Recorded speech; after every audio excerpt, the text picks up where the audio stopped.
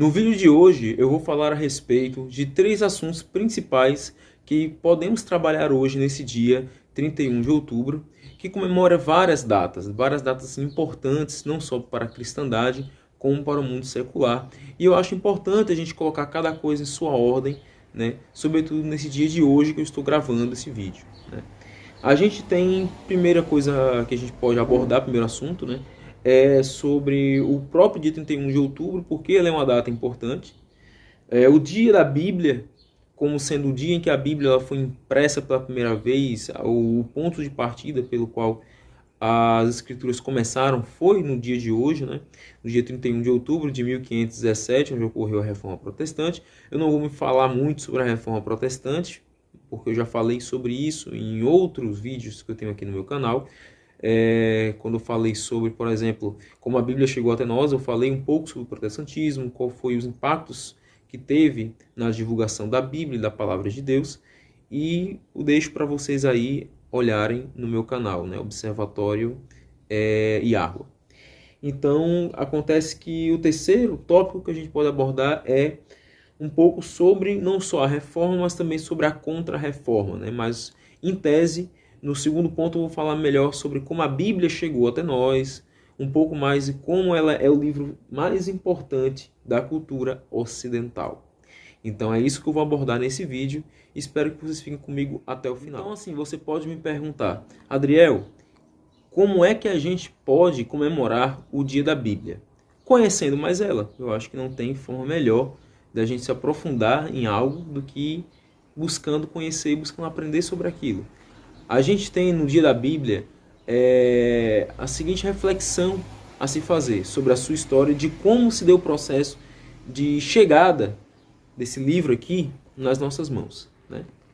Eu tenho aqui na minha mão a Bíblia Sagrada com referências da editora BV Books, né? Ela traz uma novidade, porque na versão SBU, é uma versão que só existia em inglês, da Sociedade Bíblica Unida, né? SBU, Sociedade Bíblica Unida. Então a gente começa a perceber que essa tradução aqui ela é uma tradução diferenciada. Eu nunca fiz review dela, mas a minha amiga Suelen Devotê, no seu canal, fez um review dessa Bíblia aqui. Eu acho importante que vocês deem uma olhada. Ela não só é a tradução diferente, eu acho até ela melhor do que a versão Almeida, pela excelência textual, pela forma com que o texto majoritário ele foi traduzido de uma maneira muito simples, uma versão até contemporânea nossa, né? Eu gosto muito, estou lendo aqui o Evangelho de João nessa Bíblia, estou relendo, né, o Evangelho de João nessa Bíblia. Estou até fazendo algumas marcações que eu nem fazia antes na Bíblia, eu nem costumava fazer, eu estou fazendo, porque ela é uma Bíblia que ela é muito boa. Eu já tenho falado faz um tempo já, mas já usei em outros vídeos no canal, mas nunca cheguei a mostrar mesmo assim, né? Ela tem algumas imagens dentro dela, algumas fotos que ajudam a gente a compreender o contexto da época. Tem, no final, ela tem recursos adicionais riquíssimos em explicações bíblicas, em mapas, em medidas, tudo. Assim, eu teria que fazer um review somente dessa Bíblia aqui. Essa Bíblia é muito boa, então eu acredito que hoje seria uma data propícia para adquirir aqui uma Bíblia dessa. Eu comprei pela Amazon, né? Recomendo muito para vocês aqui. Ela tá toda encapadinha assim porque eu encapei. Ela é dourada aqui na lombada, então para não perder, né? A mão da gente não acabar tirando a tinta, que eu acho uma Bíblia muito bonita. Tem um símbolo aqui do Ictus, tá vendo? Ela é uma escritura que me ajuda muito a compreender melhor acerca da minha fé, e a linguagem também. Ela é aquela linguagem tradicional, mas também simples no seu entendimento, né? Outra Bíblia que eu gosto muito aqui é a Bíblia Ave Maria. Essa aqui é edição de luxo, né? Você vê que ela é uma capa bem diferente da maioria das Bíblias que vocês veem por aí católicas, justamente porque ela tem um tipo de material durável. Ela é feita para durar. Por isso que hoje eu adquiri essa Bíblia aqui com a minha Bíblia mais utilizada. Eu uso ela em casa, assim, né? Ela tem aqui essa cruz aqui, ó, bonita. Se bota no sol, né? Ela reflete aqui o dourado. Bíblia Ave Maria, lombada, e atrás ela tem esse encadernamento de cor aqui o nome da editora e da impressão, né, da publicação dela. Então assim, eu acho uma tradução maravilhosa, tão superior quanto a Bíblia da SBU. Não porque a SBU ela é protestante, tem 7 livros a menos, nada do tipo, né? Nem por isso, mas porque a elegância textual que ela tem, assim, a linguagem refinada e também ao mesmo tempo, para mim, né, simples, me deixa seguro de que é uma tradução boa e eu leio com conforto. Então você lê num conforto muito bom, assim, se você tem até o 3º ano do ensino médio, você consegue ler tranquilamente essa Bíblia se você já costumava ler alguns livros, né? Mas, enfim, você pode trocar por outras traduções mais simples, né? Como traduções da Thomas Nelson, que é NVT, NVI, né? E você pode trocar pela NTLH se você assim tem dificuldade de entender uma tradução mais encorpada, né? Mas o fato é que no dia da Bíblia, não somente você ter uma boa tradução, você ter uma boa chave de pesquisa bíblica, um bom material, a gente tem que recorrer sempre a Cristo como nossa chave hermenêutica. Nossa base, nosso fim último da nossa vida espiritual tem que nos levar necessariamente a Cristo.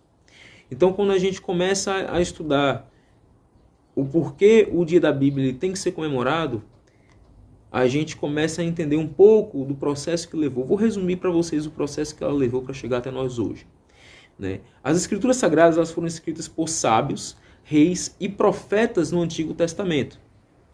No Novo Testamento, a gente tem uma elite mais selecionada, mais escolhida a dedo pelo próprio Cristo. Os autores vão ser, por exemplo, ex-pescadores, ex-cobradores de impostos e religiosos fanáticos, que é o caso de Paulo e Tiago, né, que vão discutir bastante em Atos. Um concílio vai se ter em cima do fanatismo, do legalismo religioso, e a gente vai ter também, né, a conversão do apóstolo Paulo de perseguidor e ex-fariseu, né, a um cristão devoto que vai escrever boa parte dos textos do Novo Testamento. De 27 livros, 13 cartas são só de Paulo, né? De 27 escrituras, 13 são dele. Então, depois do livro do Apocalipse, das últimas cartas, que são as cartas de João, as cartas joaninas, terem sido escritas, né? A igreja primitiva ela vai copiar e preservar tudo o que os apóstolos escreveram, tudo que está na Bíblia e tudo que foi escrito depois de que a Bíblia já foi fechada, né, em seu cânon.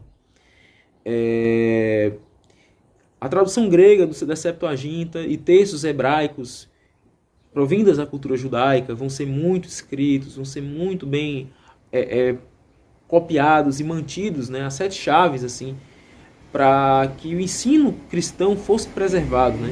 E a chave de entendimento das escrituras do Novo Testamento sobre Cristo, sobre Jesus, fossem preservadas também, né?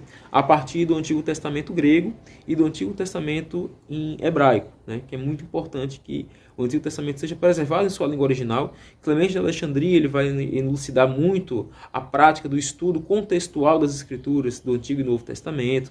Então ele vai usar muitas escrituras hebraicas, Orígenes, que foi o sucessor apostólico de Clemente, né, da Ordem de João. Então vocês estão vendo que a Bíblia sempre foi estudada, até que a gente chega na Idade Média. Durante toda a Idade Média, a Bíblia foi estudada, copiada e encadernada. Sabia que o caderno, esse modelo aqui, de livro que a gente tem hoje, quem inventou foi os cristãos na Idade Média, para a Bíblia. Veja como a Bíblia ela é importante hoje para o estudo acadêmico e para tudo que você imagina que seja de leitura, né? Seja caderno assim, de aspiral, que eu tenho aqui na minha mão para fazer minha colinha do vídeo de hoje. Então vocês estão vendo quanto a Bíblia é importante para esse contexto. E isso tudo foi para facilitar o manuseio, que era muito difícil pegar pergaminhos assim grandes, assim, rolos, porque amassava. E assim você pega o conteúdo, está protegido, e você abre com facilidade, passa página por página, embora possa amassar, não fica tão acabado e desgastado quanto um pergaminho que era movido assim de um lugar para o outro em carroças, em cavalos, em que moviam, mexiam, né, assim, em atrito com o chão, e isso machucava o conteúdo e até rasgava muitas vezes, e, né, era um desperdício de tempo, muitas vezes estar copiando aquilo ali e deixar aquilo tudo enrolado em papel, né, que poderia amassar, molhar com facilidade. E uma capa encadernada, seja de couro, seja de madeira, facilitava muito o manuseio. Então acontece que depois de que durante a Idade Média a Bíblia ela foi copiada e foi largamente difundida, a gente vai ter certos problemas na hora da sua divulgação. A gente vai ter, por exemplo, a Bíblia, ela tendo um certo número de livros em um grupo e em outro, uma outra aderência, como por exemplo é o caso dos ortodoxos do Oriente, né? A Bíblia ortodoxa, ela contém 79 escrituras, porque são 6 a mais das escrituras que já tinha na Idade Média através da Igreja Medieval.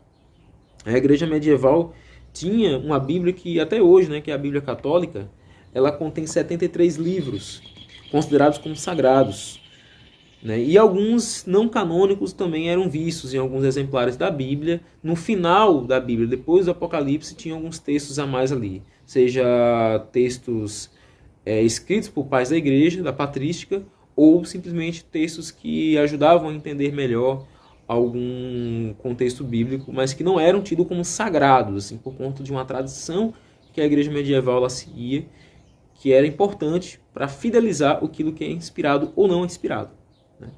Então você vê que eles prefiguravam uma devoção a alguns livros que não estão hoje em nenhuma Bíblia, nem na Bíblia Católica, nem na Bíblia Ortodoxa. Tampouco a protestante, né? O que tem menos livros, tem 66 livros a protestante. Mas eu vou explicar ainda como chegou até aí, né? A gente entende, por exemplo, que seguindo a tradição apostólica, a igreja medieval conseguiu transmitir por muito tempo a Bíblia em latim. E em poucos idiomas, pouca gente sabe disso, mas em poucos idiomas, a Bíblia ela era permitida ser traduzida. Mas isso variava de país para país, né? Dependendo das leis permissivas que variavam aí na transmissão e leitura particular das Sagradas Escrituras. Martinho Lutero ele conseguiu difundir, através da sua revolta, chamada de Reforma Protestante, com aspas bem grandes, né? Porque não foi uma reforma, foi uma revolta contra algo que estava institucionalizado, que reforma aquilo que se faz dentro. Ele saiu para poder conseguir fazer por fora com apoio civil, né? Apoio político, né? Então, através também de repreensões civis, porque teve revoltas e revoltas, né? Depois da revolta protestante de Martinho Lutero. Se fosse uma reforma, não haveria motivo de ter revoltas depois, né? Mas teve. Então você vê que ele iniciou, na verdade, uma reforma, uma revolta com um falso pretexto de reforma. Então daí você consegue entender que, através da prensa, é que ele consegue, então, concluir o ápice da sua reforma, da sua revolta, que é na impressão da Bíblia através da máquina de Gutenberg, né? Gutenberg, perdão, aliás. Johann Gutenberg foi o primeiro a fazer a máquina da prensa, com pequenos quadrados de chumbo, ele conseguiu imprimir uma folha inteira com um texto assim idêntico e até melhor do que o escrito à mão, né? Então isso vai facilitar muito a Lutero em não só divulgar a Bíblia, mas também escrever folhetins, escrever as 95 teses dele, difundir por toda a Europa, né? Pessoas, emissários de Lutero, viajavam por todos os lugares e começavam a colocar em lugares diferentes, sobretudo em igrejas católicas, o seu ensino. Agora, curiosamente, no nosso país, no Brasil, a Bíblia ela tem o seu dia oficial, que se comemora o acesso à palavra de Deus enquanto a Bíblia é sagrada, no segundo domingo de dezembro. Eu nem sabia disso, né? Mas não tem data definida, sendo sempre comemorado no segundo domingo de dezembro. É que comemora-se o dia do acesso à palavra de Deus. Dados e informações para esse tipo de informação que eu acabei de tirar foi tido do Instituto do Dia da Bíblia a partir de 1549 na Grã-Bretanha, Reino Unido, né? Talvez provindo de missionários que vieram da Europa para cá e difundiram nessa data específica, né, a divulgação da palavra de Deus. Mas isso é só no nosso país, né? Mas serve para a gente também relembrar no Dia da Bíblia de que no Brasil temos uma data oficial para comemorar o Dia da Bíblia. Na verdade, uma data aproximada, né? Que sempre em cada ano cai num dia diferente. Mas é bom para a gente lembrar do Dia da Bíblia, lembrar daquilo que a gente acredita enquanto base de fé. Já para os católicos, a data de comemorar o Dia da Bíblia é no dia 30 de setembro, No final de setembro é que se comemora a data oficial do Dia da Bíblia para os católicos, né? Isso também é uma curiosidade importante, né, de os católicos saberem que vocês têm um dia especial para comemorarem em devoção à Sagrada Escritura. Porque se não fosse a Sagrada Escritura, né, não haveria como haver a tradição nem a continuidade, né, da igreja. Isso está nos anais da Igreja Católica muito bem definido, que a Sagrada Escritura ela vem através da igreja, mas ela é superior à história e à definição doutrinária da igreja, porque ela veio primeiro antes de todas as coisas, né? A Escritura ela foi preservada, ela foi lida, foi estudada e foi escrita. Então, por isso que é importante, tanto católicos como protestantes, ou você tem um viés mais católico reformado, não sendo de nenhuma opção religiosa, é importante lembrar de que a Bíblia é um livro importante para nós, que a Bíblia é um livro que, além disso, é o texto mais importante da humanidade. Então, para terminar esse vídeo, a gente tem um tópico importante a tratar sobre a reforma protestante e a contra-reforma, né? Como eu já falei sobre a reforma protestante, o que eu queria aqui dizer a vocês sobre o que foi a contra-reforma é de peculiar interesse. Porque, além da reforma protestante de 1517, a Igreja Católica ficou pasma por ter perdido o alcance religioso e político que ela tinha outrora, antes do século XVI, lembrando que eu estou falando aqui da era moderna, antes da nossa era contemporânea que nós vivemos hoje, né? E teve com isso que criar um movimento de combate às críticas feitas pela reforma de Lutero e companhia, né? Que não foi só Lutero que questionava a Igreja Católica. Outros antes de Lutero já faziam isso. Você tem, por exemplo, Pedro Valdo, você tem Jerônimo Savonarola, você tem Erasmo de Roterdã, que era da época de Lutero. O Erasmo chegou a conversar algumas vezes com Lutero durante o seu projeto de reforma protestante, né? Então a gente tem nisso a contra-reforma exposta depois dos anos de 1545 a 1645. Você vê que foi no hiato de 100 anos, que se deu a contra-reforma católica. Ou seja, foi anos e anos para reestruturar a igreja novamente. Veja o baque, o impacto que a reforma protestante teve em só de mostrar, de revelar essa Bíblia aqui, ó. Claro que Lutero teve muitos erros na parte de divulgar a Bíblia, porque antes da Bíblia estar aqui na nossa mão hoje com 66 livros, era para ter muito menos. Ele queria tirar Apocalipse, ele queria tirar a carta de Judas. Para ele, a carta de Tiago era uma carta de palha, porque era uma carta fraca em dar argumentos sobre a fé, uma carta que para ele não parecia cristã. Mas a gente percebe hoje que há um debate teológico profundo acerca da carta de Tiago, e a carta de Tiago é tida como uma carta de ouro do Novo Testamento. A carta, né, das cartas gerais é uma das cartas mais importantes para a gente hoje aprender. E depois de muito, Lutero ele cedeu, mas acabou que, para ele, a confissão que ele tem do livro de Tiago, da carta de Tiago, é uma carta de palha que não serve para nada. Em outras palavras, tocar fogo pega fácil, né, para ele. Embora a Bíblia difundida fosse a Bíblia protestante para pessoas simples, né, a Igreja Católica teve que ser refém disso, da prensa, que ela demorou muito em acordar para isso, porque na época a igreja estava envolvida em uma construção da Capela de São Pedro, e por isso que teve as indulgências, né? As indulgências elas tinham de todos os lugares críticas a ela, feito não só por monges como Lutero, que era monge agustiniano, né, professor de teologia, mas também padres da própria Capela de São Pedro, da própria igreja lá em Roma, estavam contra o governo papal da época, para que as indulgências não fossem daquela maneira. O impacto que a reforma luterana causou na Europa não foi somente religioso, mas também foi educacional, também foi, de certa forma, intelectual para a Europa, com pontos muito negativos que podemos assim, fazer uma crítica encorpada, né? Mas, em tese, serviu para que a gente entenda melhor o que foi esse processo histórico e porque hoje nós temos as escrituras como fácil acesso para nós, né? E para concluir, após esse período de 100 anos que eu falei da Contra-Reforma, Tudo que foi abordado no Concílio de Trento, que foi o concílio que demarcou a Contra-Reforma e fez, assim, o conhecido Catecismo Romano, explicando melhor sobre essa restauração da fé católica durante esse período após a Reforma Protestante. E nesse catecismo a gente tem informações importantes da reafirmação da tradição da Igreja sobre a Bíblia Sagrada, apoiada pelas citações dos pais apostólicos dos primeiros séculos, como Irineu, Orígenes, Crisóstomo, Ambrósio, Atanásio e Agostinho, afirmando que a Bíblia católica ela sempre foi a Bíblia com o cânon mais correto e que os apóstolos e os discípulos deles assim liam e era utilizada, né?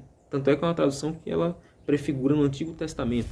Então, irmãos, espero que vocês tenham entendido e farei outros vídeos sobre esse tema se assim vocês quiserem. Um abraço, até mais. Shalom.